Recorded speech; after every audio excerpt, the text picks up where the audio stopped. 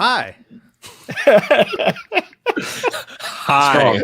Strong start for everybody. That was what a great way to start off the our live professional host Dave Dufour, everyone. Yeah, I had to run the dog out of the room because she started making noise. Hello and welcome to a live version of Nerd as She Wrote, the Athletic NBA show.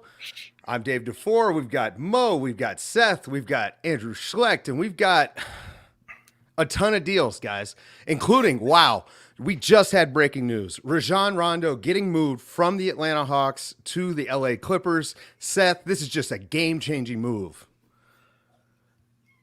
Oh, I'm sorry. I was supposed to say something there. It's a good trade for Atlanta, let's say. They pick up a couple seconds and an expiring contract. Pick up a couple seconds and an expiring and get out of a deal that they from this summer that they maybe regret.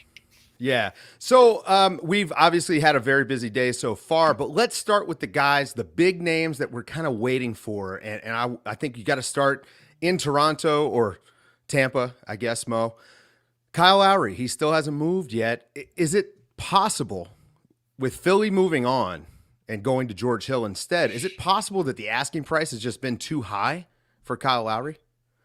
I mean, I guess I know there's a lot going on with Lowry. I'm not 100% convinced they're completely out of it still with the Lowry sweepstakes. Almost like them kind of setting stuff up so that they can have George Hill and Kyle Lowry, which would be nice. I don't know if that's the case. This is just me literally throwing crap on the wall. But look, the Raptors are going to try to get as much as they can. We're hearing the stuff that, they're trying to get Tyler Hero from Miami and, or Taylor Horton Tucker from the Lakers, and that would be a done deal. So they're trying to just play it out and see what they can get. Andrew, you obviously host Down to Dunk, our Oklahoma City Thunder podcast, and the Oklahoma City Thunder control the draft for the next millennia, I think. The 34 draft picks in the next 7 years. They moved George Hill. Did you think that they were going to get more? Or does it not even matter at this point? He can basically just take everyone's second round pick for any player, and it's like, oh, great value. Who cares? Yeah, I mean, I don't know that you can expect a whole lot more than 2 second rounders for George Hill. I think the Thunder would like to see what Tony Bradley can do. Not that they're expecting a lot out of him, but I think that he's another guy that the Thunder have been bringing in these kind of guys off the scrap heap and making them into players recently. And so I think that just another try with Tony Bradley, see what he can do. 2 seconds. I mean, the thing about it is George Hill is never really going to play much for the Thunder moving forward anyways. They like a lot of the guards that they have in place. And so it opens up playing time for other guys, and you get 2 seconds. It's kind of a no-brainer. Seth, we talked a lot about Kyle Lowry in the last couple weeks. I mean, we did the big show with Katie Heindel, and we talked about point guard identity. We talked about the need for the Raptors to kind of move on into the next phase, hand the team over to the younger guys. Obviously, there's been a little bit of drama between the coaching staff and some of the younger guys there, so it's not the smoothest time to do this.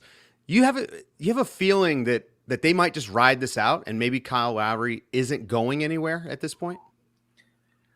Can I vamp for 25 minutes to see? Absolutely. Yeah. Filibuster. Yeah, no, I think with the kind of packages that have been reported to be out there, I'd be very tempted to kind of to write it out rather than if especially a lot of the stuff that's been rumored is them taking some mediocre money coming back that goes out years and for some middling prospects and down the road draft picks, and it's a little bit why doing a favor for someone else, kind of why is what some of these packages look like. But we'll see. I mean, it's coming down to the wire, and he was the biggest name out there kind of before the day, and he's still the biggest name out there, and so that might have a way of kind of calling someone's bluff and say, fine, we need this guy to win a championship this year. So fine, you can have the extra pick. You can have the better prospect. When the news came out that he was looking for an extension, I worried that this might hurt his trade market. I worried for Toronto. Not worrying a whole lot in my regular life about this, but I do think that that extension will give some teams pause. I mean, it's 2 years, $50 million, and you're talking about paying him $25 million in his age 37 season. That's quite a bit of money. I don't know. That's I think if in general, if you're trading for a guy in the last year of his contract, especially with what we'd have to be giving up to get Lowry, there's probably an inclination to be re-signing him anyway. And that's almost, the extension is almost formalizing what would be the understanding that tends to be had in these kind of situations when an impending free agent is traded. Yeah, I don't think that was the reason why teams were hesitant. I think everybody knew going into it, like, hey, we're going to re-sign him in the offseason.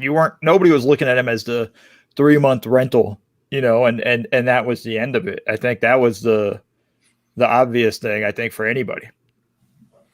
Well, another big name that's still out there, that's still in Houston on the Rockets, is Victor Oladipo. We've talked a lot about his diminishment and how he struggled coming back from that injury, but I still think that this is a guy who could potentially help the right team. I mean, he's got to get into a role that suits him at this point, and I don't know if that's being your number 2 option even for a team. It could be being the 6th man or something on a good team for the rest of this season, and then hoping that next year he looks better. But Andrew, not a lot of smoke around Victor Oladipo so far today. Yeah, it was reported that he has about the same value as George Hill. So are they okay with taking back 2 seconds and maybe like a very low level prospect? I mean, that seems like a pretty low return value. And you just have to wonder if Houston's still thinking of this through the lens of the James Harden deal, like finishing the James Harden deal almost. And so I think that you have to deal him because I think he's going to leave in the offseason. I don't see any incentive to play for this Houston Rockets team anymore for Victor Oladipo. And so I would guess that they'll just wait till the deadline, and I would not be shocked to see him moved. And it may be a very low return. Who can he help? Let's just, who could he help? Like, what team could use Victor Oladipo right now? Because I know that we've seen, the Knicks might be interested, but does he help the Knicks? I mean, they just moved Austin Rivers. I think I'd probably rather have Austin Rivers right now than Oladipo. So I wouldn't go that far. Maybe that's a little harsh, but you get what I'm saying. The Thunder would love for him to land in Houston. Like, go ahead, take him. Fine. But who does Oladipo help? Right now, just from a physical standpoint, right now, nobody. But you're hoping that you get a look at him and you get comfortable with the medical situation, and then going forward, his bird rights actually have value to you. And I think that's the reason why Houston has not really had much of a market, is the kinds of teams that would be interested in him just don't really see it for this season. Now, maybe the asking price gets cheap enough that someone's like, fine, we'll look at him for, kind of a lower level playoff team. Maybe, yeah, we'll look at him for a couple months and then decide if we have to give up a second or two. But at this point, he's not someone a contender should be looking at, I don't think. No, I mean, I think if there's a team that kind of fits what Seth is saying, it's probably like the Knicks or the Hornets. But they have their kind of guard rotation, so it's not like they need a big. Yeah. But like for the Knicks, I could kind of say like, okay, that makes sense. Take a flyer on him, see how it finishes out for the year and how that plays out. But really beyond that, like, I'm not surprised the market's low on him. I'm just kind of looking at it going like, man, I would have kind of rather have had Karis LeVert if I was the Rockets. No kidding. I really thought that when they made the deal and the Rockets made the deal, the Harden deal, and took back Oladipo instead of LeVert, that this scenario was a decent part of their calculus. Yeah. They were more interested in kind of the expiring aspect of Oladipo, I think, than LeVert. And you can question that decision, but I don't think I would be surprised if they were shocked that this is how this is played out. We talked about that when the deal happened. The fact that they were looking to be able to save money and not be in the tax and all of these other things. And so, I mean, Oladipo could be another guy that just gets held on to because those bird rights are still going to have value in the summer, even for Houston. And potentially, Oladipo could be a guy that's signing a 1-year deal next year. Maybe he winds up signing a 1-year make good deal in Houston. They use his bird rights. Maybe they give him a player option, something like that. And if everything works out great for Victor, he's a free agent again the next summer, and maybe he's rehabbed and can make some more money. But he's in a tough spot, obviously. It stinks for him because he just got hurt. And we've seen flashes. We've seen flashes. When he looks good, he's looked good, but he just doesn't get to the basket at all anymore. Well, I don't think we're going to see the Victor Oladipo we saw before the knee injury. Like, this is just kind of an unfortunate injury. Like, it sucks because he was really balling out. I just don't know if he's going to be that guy anymore or if you can rely on that. You'll see flashes of it, but it's not a guy you can say, like, I can count on this on a nightly basis from him. I think he's going to have to slowly start to revamp his game. And I don't know what that's going to look like and what that revamped game should be yet. But I think this is kind of the reality for him, you know? And yeah. I think it's going to be tough. I mean, I think, yes, this is the hard part for a lot of players, like recognizing, well, that's not me anymore. I'm not a all-star player anymore. I might not even be a starter anymore. If I am a starter, I'm a fifth starter. I'm a maybe if I get above the mid-level, I'm doing well. Not I want 20 million. I want 25 million. And that's a hard adjustment to make, obviously. And I think indications are right now that Oladipo is the league views Oladipo that way. It's a matter of kind of his perception catching up to that. It's almost like, and this is going to be a really bad analogy, so everybody bear with me, but it's almost like the scene in Gladiator in the beginning opening fight scene when the guy was like, people should know when they're conquered. And, Maximus looks at his guy and going like, well, would you? Would I? Like, that's kind of the deal. Like, it's hard for these guys to see that sometimes. Yeah. Actually, it was a great analogy. I'm proud of myself. Good job. Another big name that's out there. And this is a guy that's kind of become one of the favorites of this show. Lonzo Ball is out there. And this is a guy who I think could help a very good team. He could help a team that's almost good, get to be better. We've heard a lot of buzz about Lonzo going to Chicago. That actually would be a really nice fit, especially with some of the other moves that they've made today. And Andrew, I'm actually surprised that teams like Oklahoma City aren't thinking about taking a shot at Lonzo. I mean, he is a restricted free agent, but if you made a move now, you'd have his bird rights. He's young, and he's the perfect kind of guy if you're trying to develop a team. I mean, he just does all the stuff that is hard to find. He passes well. He's now shooting the ball well. He moves well without the ball. He's a bulldog defender. Tell me why Oklahoma City wouldn't love to have Lonzo Ball for the next 4 years. Well, you say all that, and why would the Pelicans want to deal a guy like that? Is my counterpoint, because they're a young team. I just don't really understand trying to move on from Lonzo at this point. To me, he's one of the few guys on that team that actually fit really well with Zion, and so I just don't. I don't love the idea of them trying to move on from him. Yeah, sure, Oklahoma City might want to take a look at him, but they also don't really want to rush into paying anybody. I think they really want to use their cap space in order to take on bad money, in order to get more draft capital or younger guys. So I don't know. Does that take the form of Eric Bledsoe? Maybe it's Eric. They've talked about Eric Bledsoe or Steven Adams. Steven Adams couldn't come back to Oklahoma City, but you could take on an Eric Bledsoe and Lonzo. I just don't really see that happening with OKC. They're still kind of in the let's figure out where we're at mode, rather than let's go get pieces to plug in mode. They're still really wanting to acquire draft assets and draft guys. Well, Chicago, I know, really likes Lonzo, right? That reporting is out there that Chicago really likes Lonzo. They've been so aggressive so far. You've got a couple more high IQ guys in Vucevic and Troy Brown Jr. there now. You throw Lonzo on that team, all of a sudden, I mean, this is a team that maybe they're in play for the 6th seed or the 5th seed. Real quick, recap the trade Chicago made, because we haven't done that yet. Yeah, we haven't gotten there Orlando yet. Trade. Yeah. Let's do that real quick, since we're going to talk Chicago. There you go. So Chicago, in the deal with Orlando, they get Nikola Vucevic and Al-Farouq Aminu, and they sent out Otto Porter, Wendell Carter Jr., and 2 future firsts.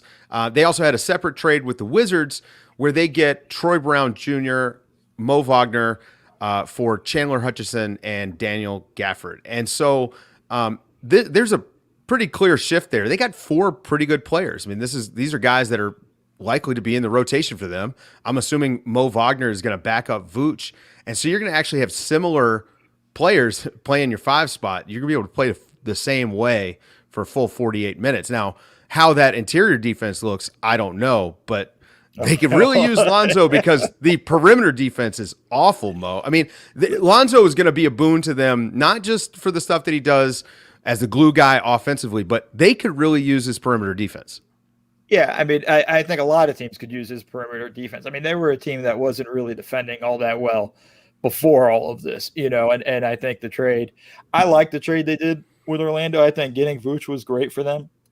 I do have a lot of questions in terms of their interior defense at this point, but Vooch and Levine as your kind of your core guys going forward, like I think that's a good deal for them.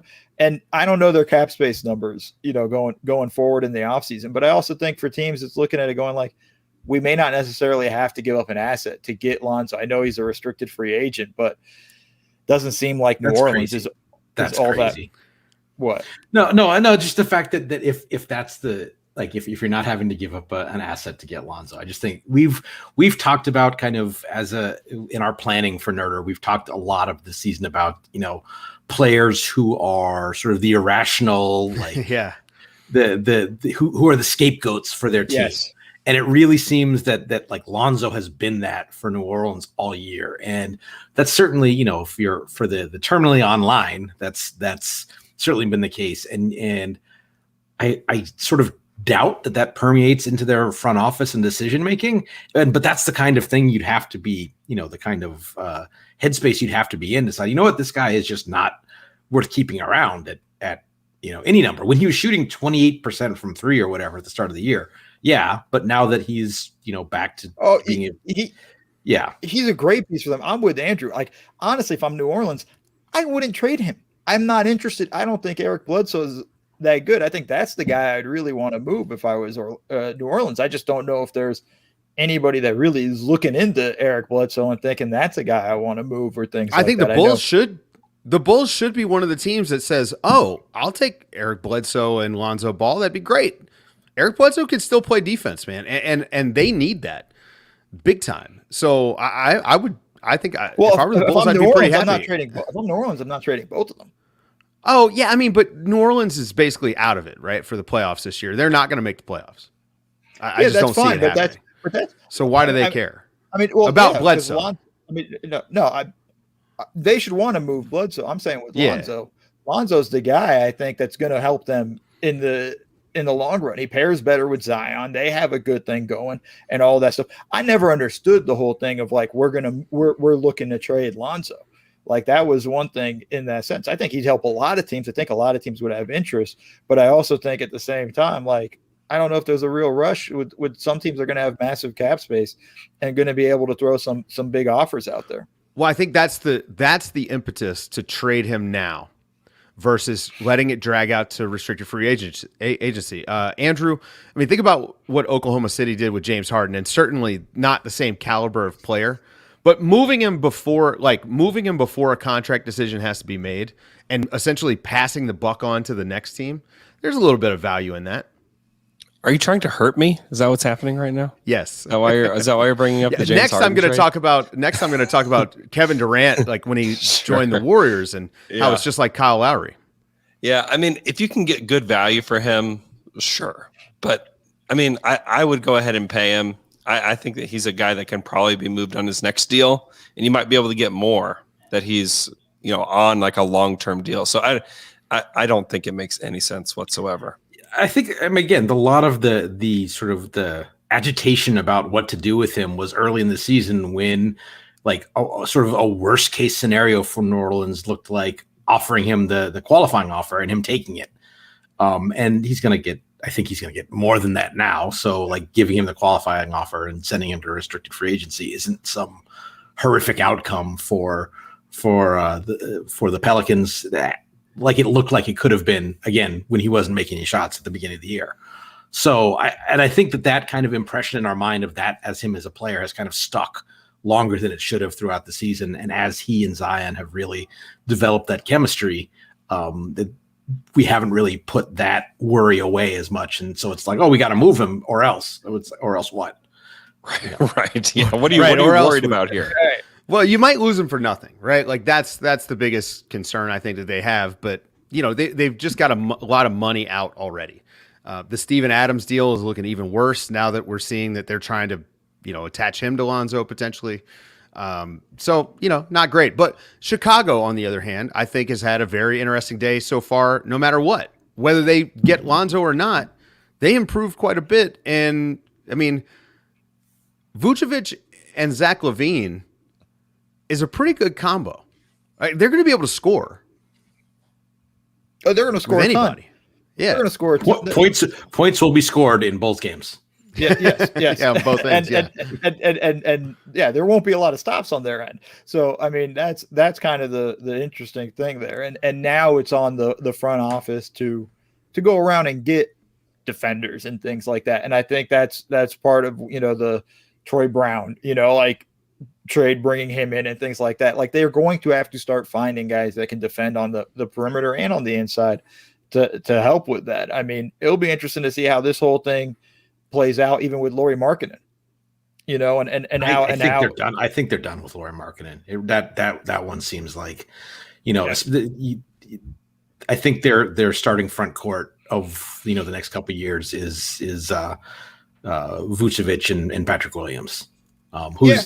They're probably hoping that Patrick Williams can be sort of that Serge Ibaka style four who can stick a jumper and then protect the rim a little bit on defense. Yeah, it's going to come down to it. So then now it's what do you do with do you move him? He's a restricted free agent this year too, right? Anybody? I'll just assume he is. Sorry, Lauri. Yeah. Lauri. Yes. So maybe they'll try to find a sign and trade for him, or just let him walk in free agency and move on from that. But I like what Chicago has done. But let's get to some of the other teams. Well, I don't know how much this Chicago is going to like. Does this make Chicago more than a first round? No, team? for sure they're a first round out, and I don't like giving up the pick. An unprotected first this year, or sorry, top 4 first this year, top 4 protected first this year, in that deal, just because the bottom could fall out so easily. But neither here nor there. Also, Kobe White, is an interesting guy to pay attention to. I don't think he's untouchable. That could be someone that Chicago potentially moves here in the next 6 minutes to get something done. But on the other side of that deal, we need a clock. We need a clock in the corner or something with the countdown. On the other side of that deal, Wendell Carter. I was very high on him coming in. A little bit. I don't want to say it's been a little bit of a wasted career so far because that feels harsh and it's just basketball. But certainly not. It didn't come to fruition in the way that we thought it would. We didn't get to see that passing out of the high post. We never really saw the 3-pointer develop. We didn't see the modern big that we thought we were getting with Wendell Carter. I think it's saying it's a wasted career. I don't think that's a reflection on him so much as sure. I think his first 2 seasons he was. I think he was used in ways that did not play into kind of did not give him a chance to show the skills that we thought he might develop. And then this year he's been hurt a lot. So not to make excuses for him, but I think that getting kind of a reset in a low pressure environment, which Orlando seems very likely to be for the next couple of years, is probably going to be helpful to him. Guys, we do have one trade. Terence Davis has just been traded to the Kings for a 2nd-round pick, which opens up another roster spot for the Raptors. Just want to put a pin in that. Keep an eye on it. We've still got 4 minutes for a Lowry deal to happen. Flowers getting moved in the next 4 minutes. It sure feels like that. Andrew, back to you. Go ahead. Oh, I don't have anything else to say right now, Dave. I wasn't saying anything at the time, but yeah, well, I'm never shy. Yeah. Sorry, Andrew, I cut you off. Then right there. Well, all right. So let's talk about another deal that Orlando was involved in. They sent Evan Fournier to the Celtics for 2 picks. Seth, does Fournier do anything for the Celtics? I mean, it's a little bit of on-ball creation that they've been missing, but is he a needle mover for you? He helps. He doesn't help them enough to matter. They're distant from sort of the top 3 teams in the East, and maybe this, moves them up a peg, but they're still 4 pegs behind. So, it's 2 seconds for the right to pay him in free agency this summer. I don't love the day from Boston so far. Yeah, is that how they're going to use their TPE? I mean, that's it. They do still. I mean, they keep a bunch of it into the summer. So True. that's True. They maintain a big part of it. So it's not like it's done from now. By the way, we just got no ball trade according to Woj right now. Just tweeted out. JJ Redick to the Mavs though sounds like something that sounds like it's happening. Our Shams just reported is something that might be on the move. Another shooter for Dallas. But when you look at Boston, I kind of agree with you guys. Like, it's nice, but there just doesn't do anything. And the thing about Fournier is he doesn't have a ton of experience, but he has been a pretty dreadful playoff player. And so for a team that is fancying themselves in that echelon, you do have to look at it through that. Like he's something like a 46 true shooting percentage in his playoff career. And that's a guy who gets you beat in the playoffs, basically. So what does that do for you? Yeah. All right. So let's talk about the other move that they made, the other big move that Orlando made. They moved Aaron Gordon to Denver for I've lost my spot here. What was the deal? Gary Harris. Thank you. A lightly protected first and RJ Hampton. Yeah. And they got Gary Clark in the deal. Denver did. I don't hate this deal. I probably overvalue RJ Hampton a little bit. They did give up a future first to move up and get him. I think he's a good player who dropped because of injury issues that he had when he was playing in Australia. But then to also give up another first, it's not great, but they did get a good player. I think Aaron Gordon. You don't like Aaron Gordon? No, I disagree with you completely. I think this is a steal for Denver. Really? You think giving up the first? No, I think you couldn't have given up the first to trade Gary Harris into space. Oh, absolutely. Yeah. So see, that's the sort of caveat here is right. Gary Harris just doesn't play. Yeah. So they got, if you want to phrase it that way, they got Aaron Gordon for less than RJ Hampton. And that's I too like RJ Hampton. I think he's got a lot of potential for a team like Denver that should be all in now with Nikola Jokic playing at an MVP level. I think this is just without touching any of their valuable playing rotation, they've added a guy who should be a really ideal kind of third, fourth player who has kind of the range of skills on the wing to mesh well with Jokic and Jamal Murray and the way they want to play. Well, he gives them a little bit more on-ball creation too, Mo. Like if you look at what he's been forced to do in Orlando the last month or so when they've had no guards. I mean, he's been creating off the dribble more, and he's basically played 75% of his minutes at the 4 spot. So he'll slide right in, knock Millsap down the depth chart a little bit. I think getting Aaron Gordon's a big time move for Denver, Mo. It's a great move, and I'm with Seth on everything. Like this was a move you make 10 out of 10. I think what he brings to the team is another guy, like you said, that can pass the ball a little bit. Another guy really pretty solid defensively.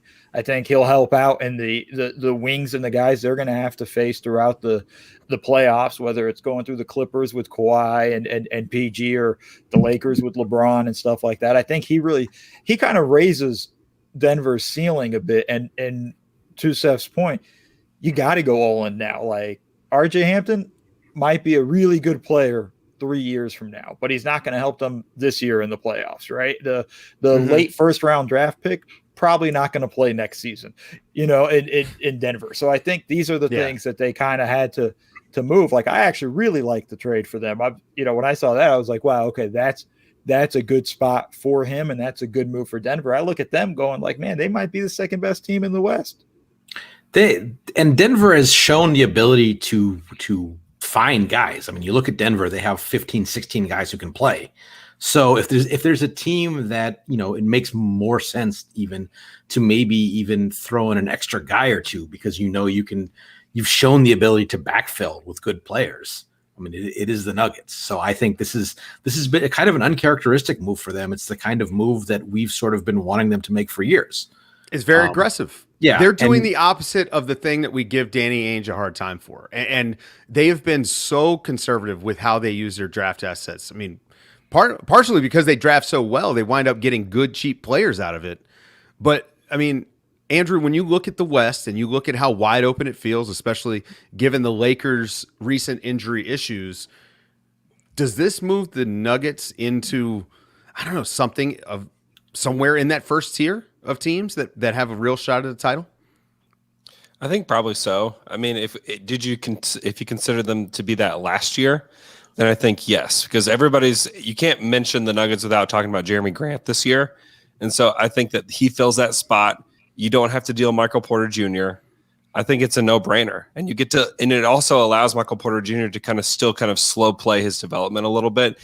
It's not, we need him now. We need him to be a scorer now. We need to fill all these spots now. No, like Aaron Gordon can come in and do that.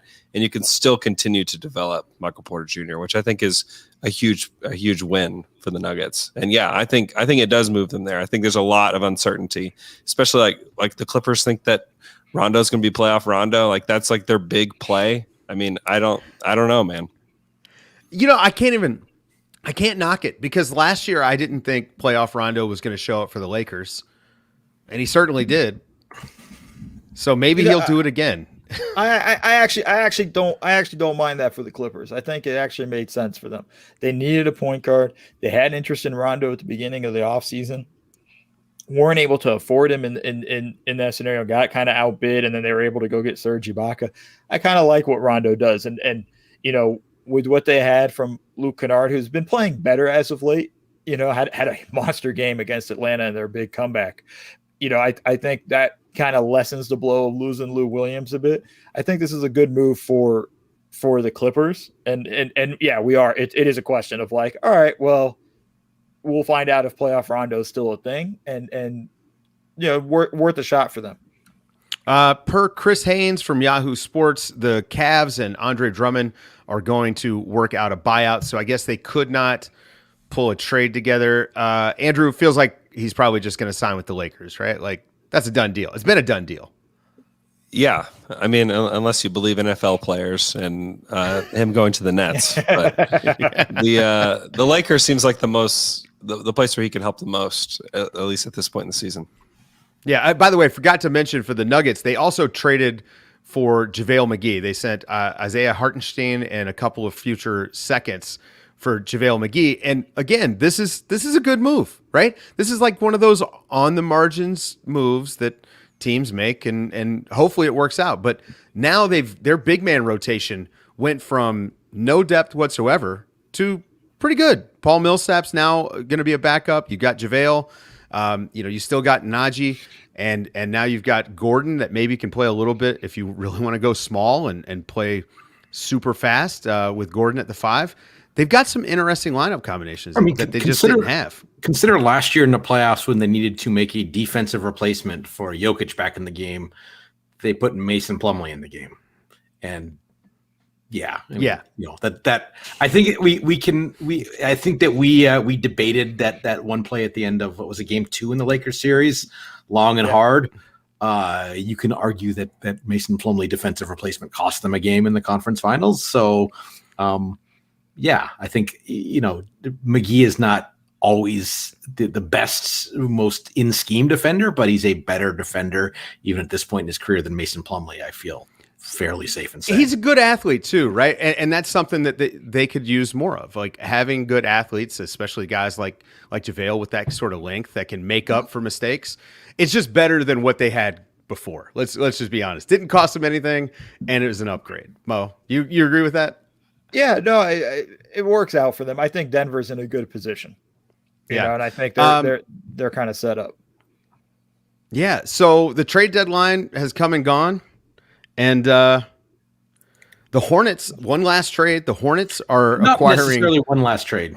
Oh wait, there's always stuff in the pipeline. Yeah, you're right. It's The for those that don't know, as long as the trade call with the league is scheduled by the deadline, then trades can still happen. Just because the trade call with the league is actually a pretty involved process that involves a lot of kind of exchanging of you're aware of this injury and stuff like that. So as long as the trade is basically agreed to in principle and called into the league, the details will keep trickling out for a while yet. Yeah. So Dallas has acquired JJ Redick from New Orleans. It's apparently no third team. I'm not sure what the particulars of that trade are. And the Hornets have acquired Brad Wanamaker from the Golden State Warriors. So make up for losing Lonzo, or excuse me, LaMelo.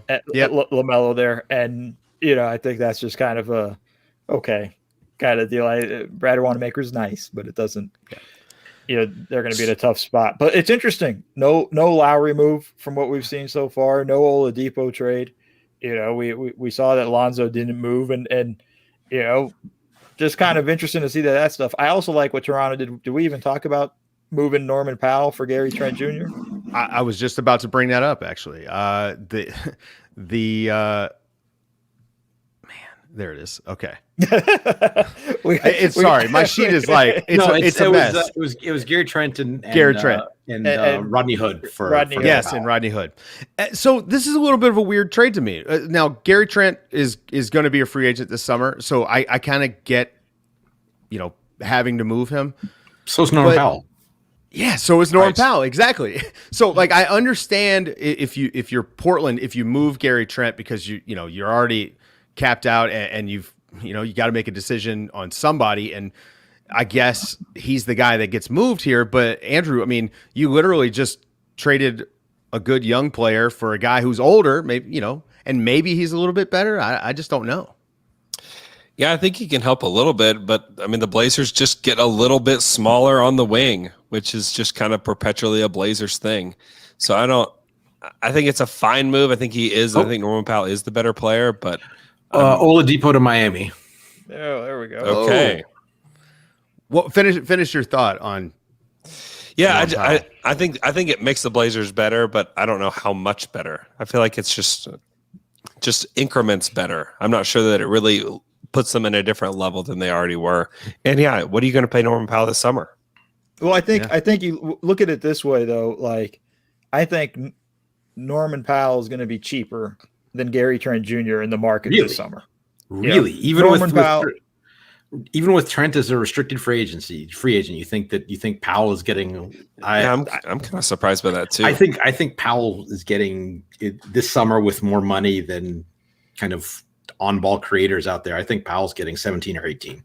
I don't think Trent is a pro. I think Trent is getting 15, mid-level, maybe. Oh, you don't think he's going to be at 15? I think because there's so much money out there, and a guy like Gary Trent. I mean, if you're a young team that has money and you're not necessarily trying to compete in the next year or two, Gary Trent's the exact kind of player that you'd want to throw an offer sheet at. And I'm not saying you're going to get a max offer sheet or anything crazy like that, but we know it only takes one asshole, right? I mean, if somebody really values him, yeah, and he's 22 years old, he's good. He's improved as a shooter from where he was as a rookie. Like I kind of think Portland kind of has the inside knowledge there of like, wow, he's asking for way more than we can really meet. So maybe it is time to make a move there and get him, I also think he's substantially overrated defensively. And so like Andrew was talking about, Portland gets smaller. I kind of think Norm Powell plays bigger than Gary Trent does anyway. So I wouldn't want to be the team that was dropping the big offer sheet on Gary Trent. Well, we know Seth isn't signing. Yeah, we know Seth isn't signing Gary Trent Jr. This offseason. He's not in that bidding. We know that for a fact. How do you guys are keeping Kyle Lowry? Okay, there it is. So good job, Seth. You called it earlier. How do you feel about the other move that the Raptors made? They sent Matt Thomas out for a second-round pick to the Jazz. Matt Thomas might get a little bit of run for Utah. Like they're looking to keep their guys nice and well rested for the playoffs. We might see this guy actually light it up for a little bit. You know what Utah needed? More shooting. Yeah. By like multiple people I've talked to have told me that, you know, people who go to a lot of these workouts say that Matt Thomas is the, like, just in terms of like in a gym by himself, Matt Thomas is the purest shooter they've ever seen. So Yeah, you know who was also like that? Sasha Vucevic of the Lakers. You know, like he was a great guy in the gym by himself. When the lights came on, never really kind of panned out. Matt Thomas makes shots. Yeah, it's like so did Sasha.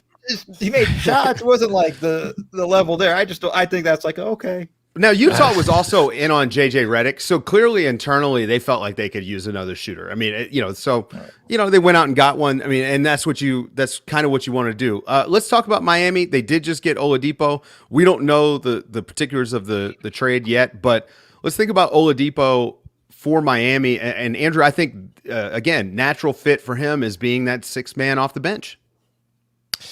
Yeah, I mean, they're taking another swing. They're going to rely on their Heat culture and kind of what they do to get these guys in good shape. I think that's going to be a part of this for Oladipo.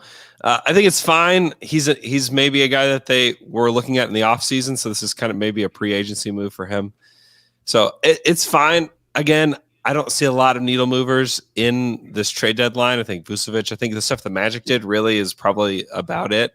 But I think it's a good landing spot for... Oh yeah, Gordon in Denver is definitely one.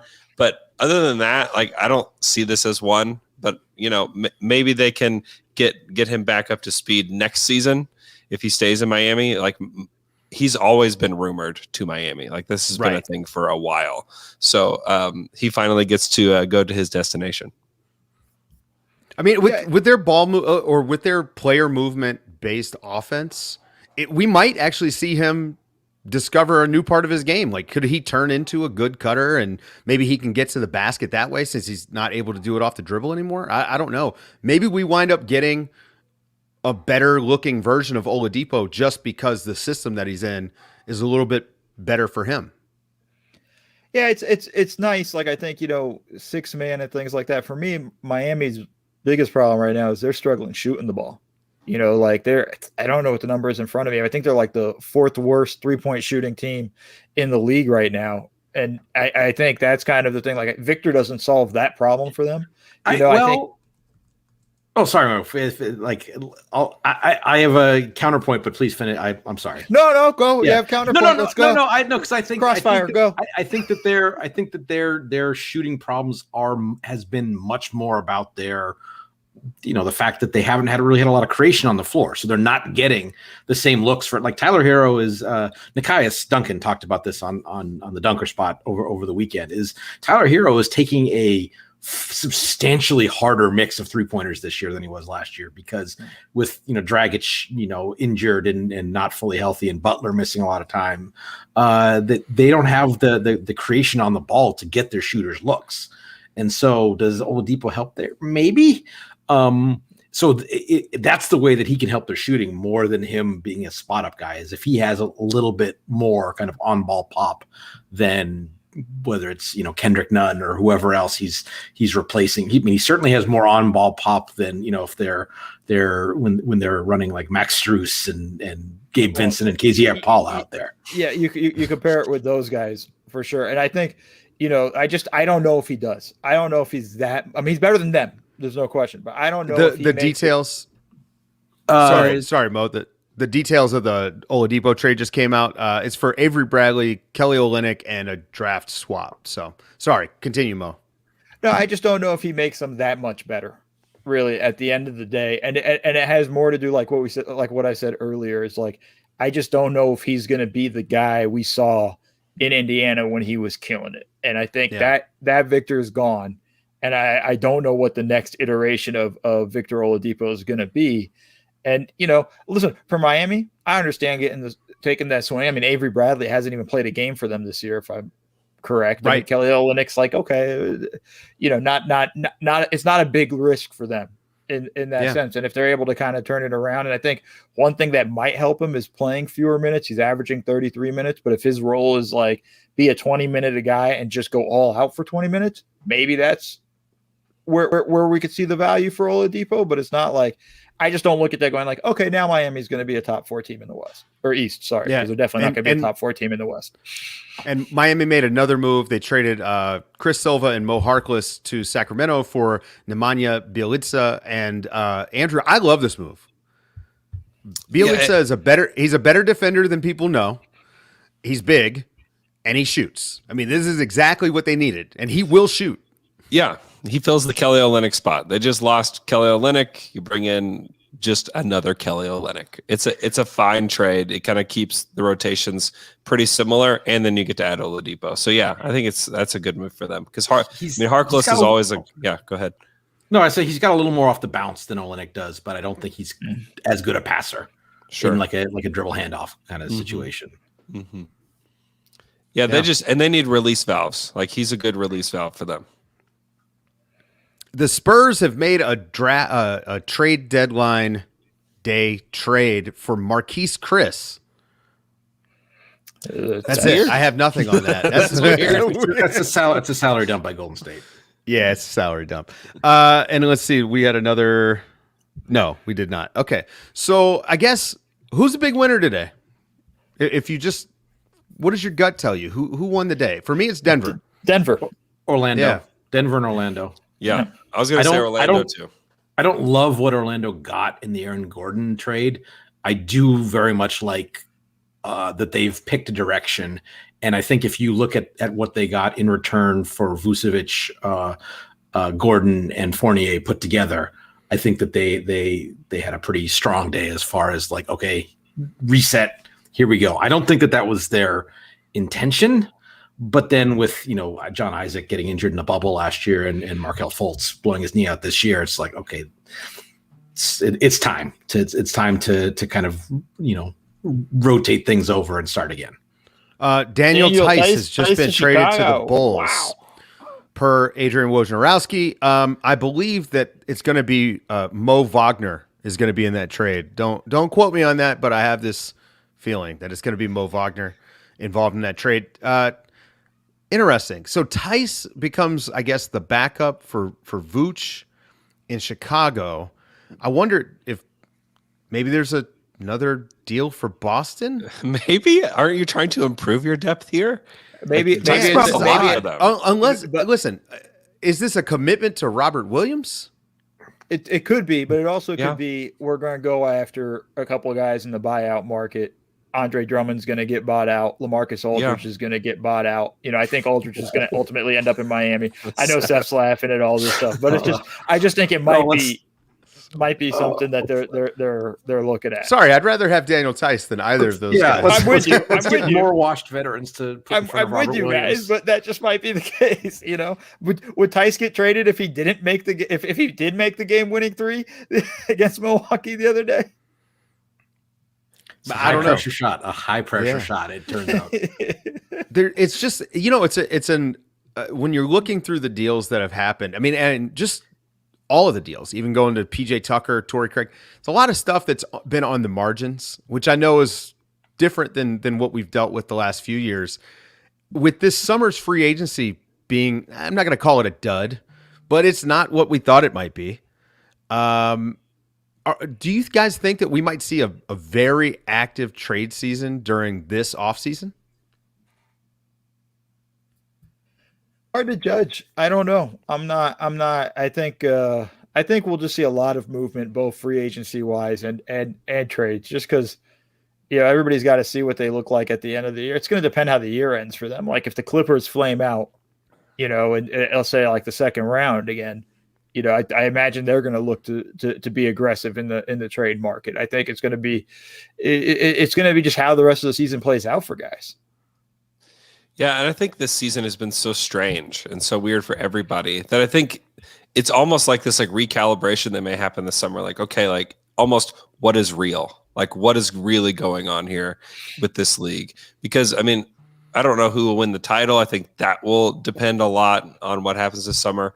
But yeah, there's going to be some guys available, certainly, and there's going to be a ton of cap space available. And so maybe teams are waiting for that. Maybe teams are waiting to absorb some of those big contracts onto their team this summer rather than doing it right now. I mean, Chicago now has 2 All-Stars, Seth. I mean, that's got to be huge for them going into the summer for recruiting. What have I been saying? Zach LaVine, get some friends.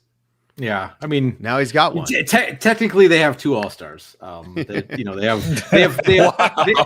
can't take it away. Major shade. Wow, you can't take it away. They have 2 guys who have made the All-Star game from the Eastern Conference. I think is Vooch is good though. Like Vooch is good. He's not Jamal McGlure. Like, come on. Yeah, no, but these are Mike Conley or either of those 2 guys. If we're talking about like level of player, and Conley like ended up in the All-Star game, but it was like a struggle because Western Conference more good players. Yeah. Well, as we wrap up, as we do every week, what are you guys looking ahead to? And Mo, I'm going to start with you and put you on the spot. We're now through the trade deadline. The next big date is the playoffs. What are you thinking about heading forward? Well, we obviously know the before the playoffs, we're going to have the fun buyout market, and we're all going to talk about how each guy is so amazing and it's a game changer for each team that signs somebody in the buyout market. I'm just, I'm going to be watching Denver closely to just see how it fits with Aaron Gordon, because I really think they could be the second best team in the West if that works out the way they think it's going to. It's still we got to see how it all comes together. But just looking at it now, I just like what the Denver did, and I'm going to be watching them to see how it fits. Yeah, I mean, Denver's kind of, again, my big winner for the day. I'm worried about their backcourt depth. I think when we watch the film from last year's playoffs, and you see how important healthy Gary Harris was for them, and what they were able to do defensively with him versus without, I think that could be an issue when we get there. And I don't know how they fill that void. But yeah, I think that they're the most interesting team for sure for the next few weeks until LeBron and Anthony Davis come back for the Lakers, and we sort of see how that thing's shaking out. Seth, what about you as you look ahead? I mean, obviously Denver. I'm wondering if Mo is almost being too pessimistic on the Nuggets' upside here. Like, depending on kind of the health status of LeBron and AD, and the Lakers need both of them at full health, they could be the best team in the West now. Yeah, no, I was just assuming I'm assuming good health for them by playoff time. That's I think you're right. Like, if let's just be honest with you, if the Lakers, if one of those guys isn't healthy going into the playoffs, and one of them's limping into the playoffs, that's a huge problem for the Lakers. And then the West is completely wide open. But if they're both, I was just assuming good health. Can I flip something around on sure. For this discussion? Who needed to get something done today and didn't? Ooh, it's a good question. I mean, I'd say Boston needed to get something done and didn't get enough done. When you look at the position they should be in, listen, I know their timeline is all over the place because they got there too early, and maybe they should be where they were 2 years ago this year. And I know it's all over the place, but I still think that they needed something more than what they got. I don't know that it was out there, but if they'd gotten Vooch, I'd probably feel a little bit better about what they did versus Fournier. They'd gotten Gordon, I'd feel. Yeah, absolutely. Better about. Yeah. They'd gotten a better player. I mean, for me, it's the Clippers. Yeah. The Clippers, they on paper added the kind of, you need a point guard to blah, blah, blah. Okay.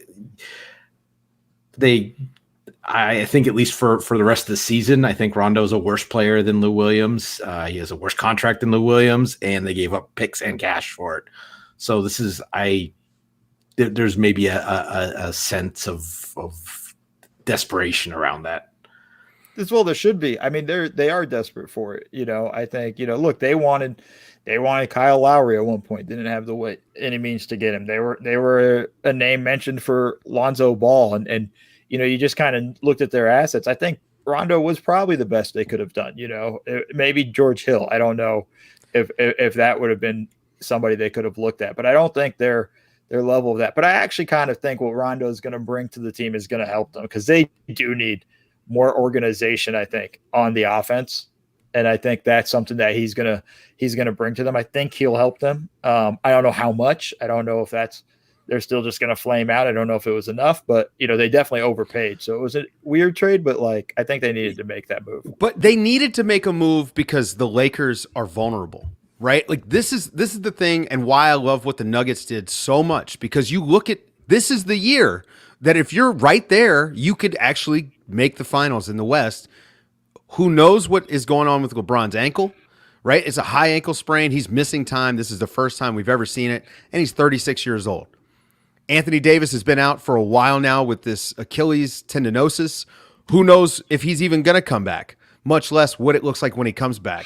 And I think if you're the Clippers, you have to be viewed as a failure today for not going out and getting a piece that your team could use to actually make the finals. This was the year to push, and they didn't do it. And part of that is you're competing with other people, but at the end of the day, you got to get stuff done. Andrew, what about you? Hold on. But Rondo was a key piece to the Lakers last year in their playoff run. Let's not kind of sleep on that. If they get the same Rondo in the playoffs that they had, the Lakers had, that is what they're looking for. So I don't know. I think that's a really pessimistic view, Dave, on what they did. Now we'll know when come playoff time what it looks like. But I think they had to make the move, and that was just the best thing they could have done. And if it might pay off if Rondo's that piece, he might be the finals piece. I don't know. I mean, he was big for the Lakers last year, so we can't deny that there's proof of it for the Clippers. We just haven't seen it. We just haven't seen it since then. Is the only thing. Yeah, it was 6 months ago. What do you mean you haven't seen it? It was 6. Have you forgotten? He's had a chance to do it this year, though. He's had a chance. Okay, this Tice trade season last year for the Lakers, guys. This Tice trade has gotten a little bit bigger. From Mark Murphy, Daniel Tice, Jeff Teague, and Javante Green are all on their way out. Might be adding a third team between the Celtics and the Bulls. That's all we've got right now. That's live update on that deal. By the way, a team that we kind of glossed over was the Sixers, and they had. Seth, they had a pretty low-key good day for them. They got George Hill. Good player. I was almost reminded of this when we just mentioned that George Hill would have been the perfect guy for the Clippers to add. Yeah. I think just kind of the defense, the versatility to play on and off ball. Obviously there's some health issues, but great shooter, good defender, has solid offense initiation skill. It's just a really solid professional pickup for Philadelphia, for a guy who we know can be a high level performer in kind of later rounds of the playoffs, and cost them nothing, basically. Yeah. So, yeah, good move. Honestly, for what some of the rumored Lowry deals were, getting Hill for what they got him for might be a bigger net benefit than if they had all of a sudden are throwing like Tybal and Tyrese Maxey and future picks in to get him. So I think it is a low risk, high, moderate upside move for them for this season. Yeah. Schlecht, looking ahead, or do you want to expound on Orlando having the best day? Yeah, I totally agree with Seth. I love the direction that they picked because it is a direction and not multiple directions. So I like that they're going to be one of the teams that's going to try to squeeze into this top 5 in the NBA draft this year. And so I'm looking at tankathon.com, and I think there's a lot of teams in here that there's some in here. It's funny, some in the top and the bottom 8 that don't really want to be there. You have your Washingtons and Torontos that are somehow below the Thunder, the Thunder desperate to get higher up in these rankings here on Tankathon. But I'm watching it because I do think that these top 5 guys are going to impact the league for a long time. And so there's a lot of teams now that want to be there. And so I think this draft lottery may be one of the more exciting ones in a long time. Also, I should note that Andrew really loves the draft. I do. So yeah. Well, I think we're going to be His hearing a team lot. has 34 picks. It's the perfect marriage between me and the Thunder here with the draft. Yeah. You guys on the NBA Slam Jam this Saturday on the Athletic NBA show, are you guys going to do a draft preview already, or am I jumping the gun there? I mean, 2028 draft preview where the Thunder have We're talking about the latest fifth graders here on the Slam Jam. No, we will have James Edwards on to talk Detroit, so we're going to have to talk draft with him and talk about development of young guys, and there may be more Hamidou Diallo talk than anyone can stomach. wow. Okay. Well, anything else from you guys before we wrap here? we did Totally well. fine. That there's We nothing. did Yeah. well. I think we were worried that it was going to be a quiet deadline, and it was maybe not as crazy as it looked like it might be this morning when the Vucevic news dropped. But I think I feel satisfied. We got Yeah, a it's good a lot amount of action. Maybe Lowry didn't move. I think Lowry and Lonzo not moving probably was a bit of a surprise. I mean, hell, I said it 4 minutes before the deadline. I thought Lowry was getting moved. So, that's probably the biggest surprises for me. But overall, we got some stuff there. It was fun.